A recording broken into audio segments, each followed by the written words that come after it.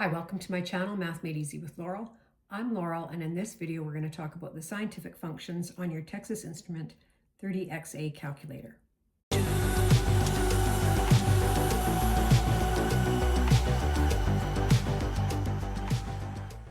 my last video I talked about the basic functions on this calculator.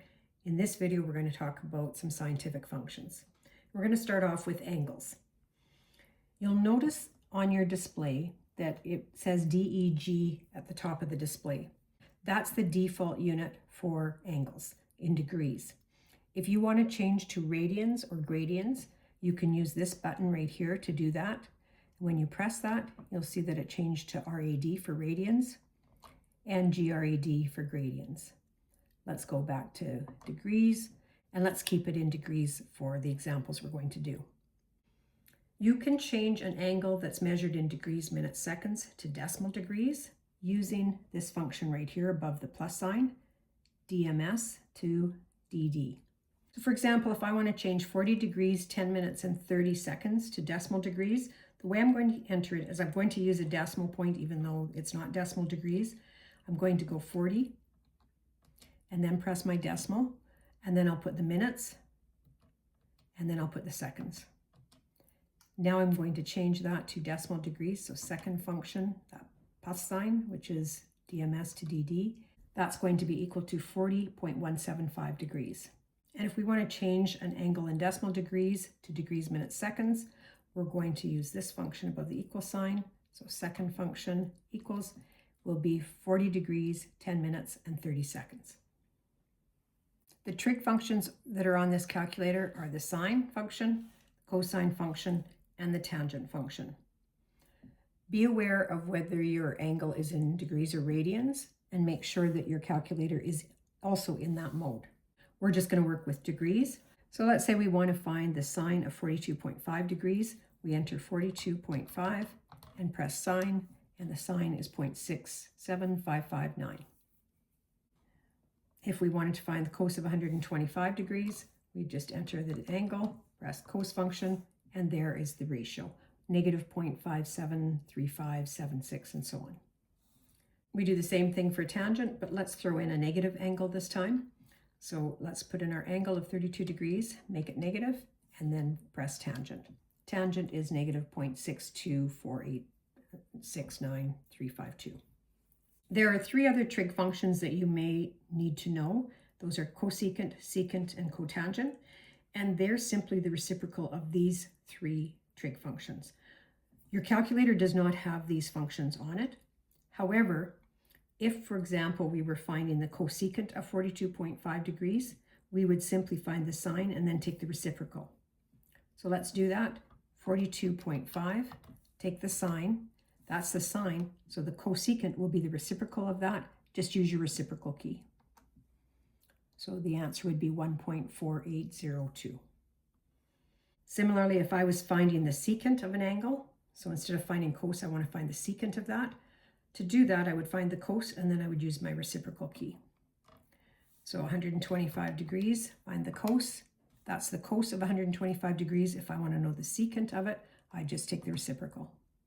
And cotangent, same idea. If I want to know the cotangent of negative 32 degrees, I would enter my angle, 32, make it negative, find the tangent, and then take the reciprocal, and that gives me cotangent. When we were finding the trig functions, we knew the angle and we were finding the ratio. There are also inverse trig functions, and those are located above the trig functions. So the inverse sine is the yellow function or green function above sine, the second function of sine. Cos to the negative 1 is the inverse of cos, and tan to the negative 1 is the inverse tan. And when you're finding the inverse functions, you're given the ratio and you're asked to find the angle. So for example, if I know that the sine of some angle called theta is equal to 0.5, I want to find the angle, and in order to do so, I'm going to take the inverse sine of 0.5. So I'm going to enter 0.5 and then go inverse sine, and my angle is 30 degrees. And we can check that. We can take the sine of 30 degrees and it's 0.5. So when you're finding the inverse trig function, you're finding the angle. And because my calculator is in degree mode, the angle is in degrees. Same idea for inverse cos and inverse tan. So for example, if I wanted to find the inverse cos of 0.24 to get my angle, I'll call beta. I would enter 0.24, second function cos, and that gives me an angle of 76.1 degrees. And if I'm finding the inverse tan of 4.2, that means that I know the ratio, the tan ratio is 4.2. I want to find the angle. So I enter 4.2, go second function tangent, and the angle would be 76.6 degrees. Now let's take a look at the log functions. You'll find those at the top. You'll see log, which is logarithm base 10, and you'll see ln, which is logarithm base e, where e is a special number, Euler's constant, approximately equal to 2.71828. A very useful base when used with exponential and logarithmic functions. So if I'm asked to find the log of 400, there's no base shown, so I understand it's base 10.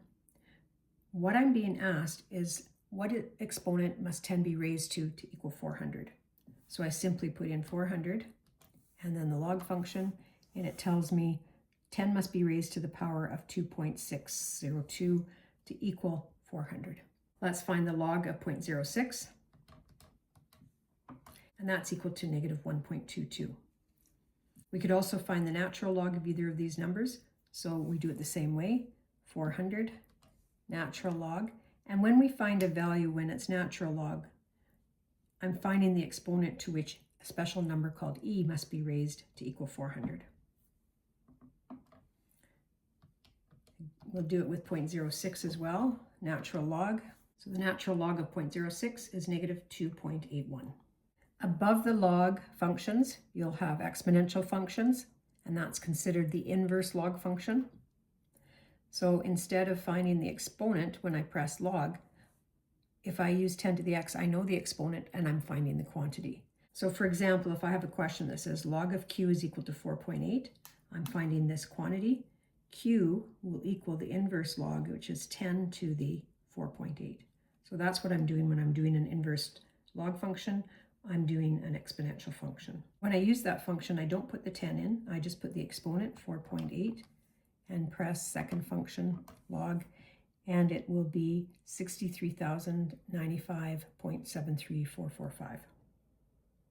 If I know the natural log of a quantity is equal to 4.8, that quantity will equal the base of e to the 4.8, which is the second function or the inverse function of natural logarithm.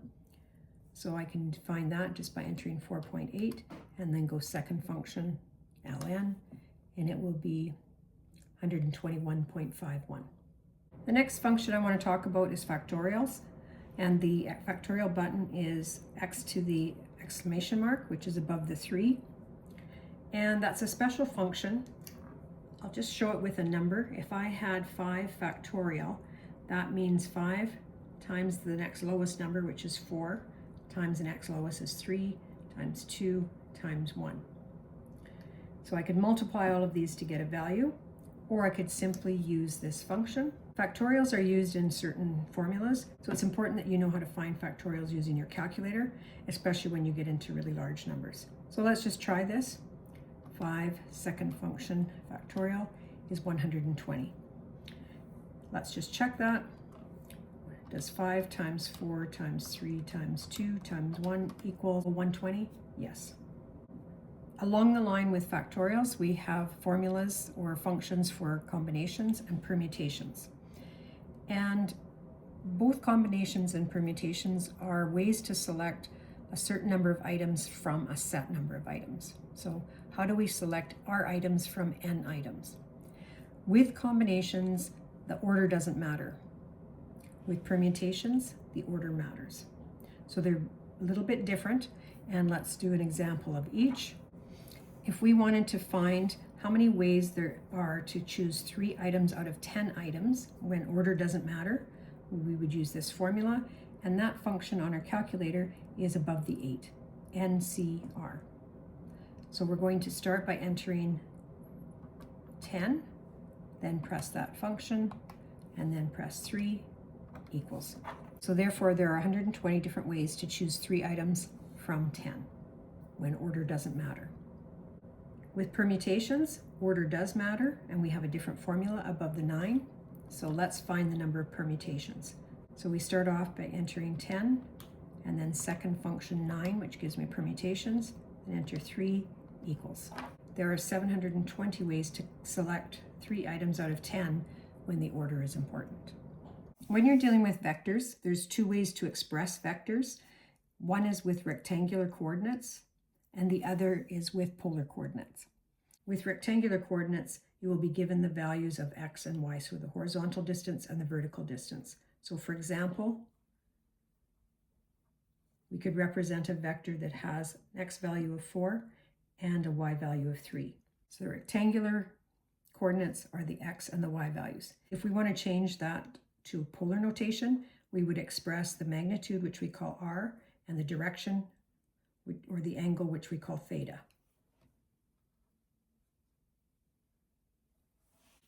And we're going to use these 2 keys to do so. This function is above the pi function, so you'll see x to y, y to x, and then the rectangular to polar is above the subtraction sign. So let's enter these 2 values. We're going to enter the 4 first, the x value first, and then second function pi, which gives, it sort of stores that first number. And then we enter the 3, and then we're going rectangular to polar, so second function, the subtraction sign. And the first value that it gives us is r. Then if we press this button again, we'll get the angle, so second function pi, and the angle is 36.9 degrees. Now if we want to change from polar to rectangular, it's very similar, except we're going to use polar to rectangular, which is above the multiplication. So with polar to rectangular, we still use that x to y, y to x key, but this time we're going to use polar to rectangular. Let's take a look at this example. If I have a vector that has a magnitude of 8 and a direction or angle of 30 degrees, we can change that to its rectangular coordinates. First of all, I'm going to enter the magnitude, so 8, and then press the x to y, y to x key. Then we're going to enter the angle of 30, and then we're going to go polar to rectangular, so second function multiplication. And the first value that you get is the x value. Then press this x to y, y to x key, and you get the y value. So these 2 functions make it very easy to switch back and forth between the 2 different notations. If you don't use those functions on your calculator, you can still find these values, but you're going to have to use some trig equations. I hope this video helps you in understanding how to use your scientific functions on this calculator. In my next video, I'm going to talk about how to find statistical functions.